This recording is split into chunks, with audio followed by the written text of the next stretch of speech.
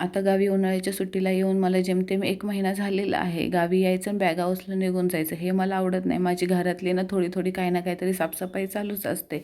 आज मी थोडं उशीच्या कवरा, बॅगा वगैरे अशा धुवायला काढलेल्या होत्या. मी स्वतःची पण बॅग धुवायला काढलेली, कारण का मुंबईला व्यवस्थित ऊन नाही भेटत. म्हटलं इकडं उन्हामध्ये छान अशा सुकवून न्यायचा. मुलगी नसली म्हणून काय झालं, हे माझं पिल्लू, माझी बारकी सासू मला एवढं मदत करताना मला बोलते, "इमी लय आज ऊन आहे, थांब मी थोडे कपडे सुकवायला मदत करतो." त्याने कपडे पण सुकवले, उन्हामध्ये जेवढे होते ना तेवढे त्यांना सुकवले. आणि नंतर काय झालं, 2 दिवसाचा व्हिडिओ आहे. दुसऱ्या दिवशी मी ना कोचवरचे उशीच्या कवरा त्या असतात ना, त्या तकियाच्या वगैरे त्या धुवायला काढल्या. आईला म्हटलं खूपच घाण झालेले आहेत. ते नुकतंच आता बड्डे वगैरे झाला, गावजेवण झालं, त्यामुळे मुलं वगैरे नाचत होते त्याच्यावर. त्यात आमचं घर आहे ना असं डोंगरावरती आणि शेतातली माती वगैरे येते ना घरामध्ये, त्यामुळे एवढं घाण झालेलं होतं ना. अंघोळीला जायच्या अगोदर भिजत घातलेलं आणि बघा ना किती माती निघाली. आणि जे आतमधलं ते होतं ना, काय बोलतात त्याला, उशीच्या आत तक्याच्या आतमधलं, ते आईला म्हटलं उन्हात चांगलं सुकवा आणि काठीनं ना संध्याकाळचं बदडून काढलं. त्यातनं पण खूप माती वगैरे निघाली. आणि त्यात कसं पाण्याची कमतरता असल्यामुळं रोजचं एकदमच काम काढून चालत नाही. रोज थोडं थोडं काय ना काहीतरी साफसफाई चालू आहे. अंथरुणं वगैरे पण धुवायला काढलेत. हे बघा, हे असा प्रॉब्लेम आहे डोंगरावर घर असल्यामुळं. असं काय सुकत घालायचं म्हणलं की हवेनं उडून जातं आणि मातीत पडतं. डबल काम वाढलं माझं. मग काय केलं, मी डोकं लावलं की ना असं लाकडाचा हे गड्डा आहे, त्याच्यावरती सगळे उशीचे कवर धुवायला काढले. नाही म्हटलं तर ना 18-19 उशीचे कवरं निघालेले होते.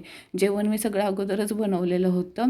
आईनं पप्पाला जेवायला वाढलं, पण ना चपात्या कालच्या उरलेल्या होत्या. म्हटलं त्याचं तुकडं बनवावं. कढीपत्ता संपलेला, चला आपण मार्केटला जाऊया.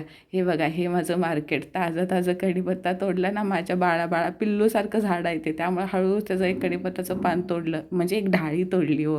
वास एवढा भारी आहे ना गावठी कढीपत्त्याचा. मला कसं आहे, आज चपातीचं तुकडं करायचं होतं. मला त्याच्यामध्ये शेंगदाणे आवडतात, पण आईला आवडत नाही म्हणून नाही टाकले. कढीपत्त्याची फोडणी दिली, कांदा, टोमॅटो सगळं काही टाकलं, पण मिरचीच नव्हती. मग असं चटणी टाकली. मग काय, गावठी रेसिपी आहे आपली. थोडंसं फेरफार केलं ना, ते पण टेस्टमध्ये लागतं. वरनं लिंबू पण पिळला. एवढे भारी तुकडे झालेले ना. आईने तर कालचा रस्सा उरलेला त्याच्याबरोबर तुकडे खाल्ले. आईला जाम आवडले. आणि मला ना ताकासोबत, दह्यासोबत आवडतात. थोडीशी भाकरी शिमला मिरचीवर खाल्ली आणि एक घोट ताकाचा पेत आणि ना तुकड्याबरोबर ताक. काय आजचं जेवण बोलत ना, परिपूर्ण जेवण. अन्न हे परब्रह्म, हेच ते गावचं जेवण. काय भारी गप्पा मारत आम्ही दोघींनी जेवला. आणि ठरल्याप्रमाणे सकाळी एक आंबा, दुपारी एक आंबा आणि संध्याकाळी आंबा. अहो, आपलं दवाई आहे, दवाई गावाला आल्यावर लागते. एवढे आंबे मला आवडलेत ना.